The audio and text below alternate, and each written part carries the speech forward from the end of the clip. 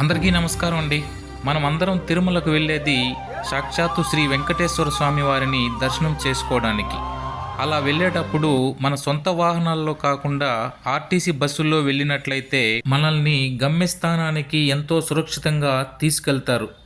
చూడండి, ఈ బస్సులో వెళ్ళినట్లయితే అది రాత్రైనా పగలైనా తిరుమలకు వెళ్ళేటప్పుడైనా కిందకు వచ్చేటప్పుడైనా ఈ బస్సు ప్రయాణమే ఎంతో మనకు సురక్షితమైనది.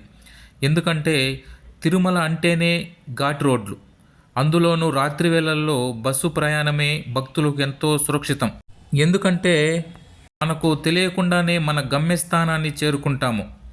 చూడండి, ఇలాంటి మలుపుల దగ్గర బస్సు ప్రయాణం అయితే మనకు ఎంతో సురక్షితం.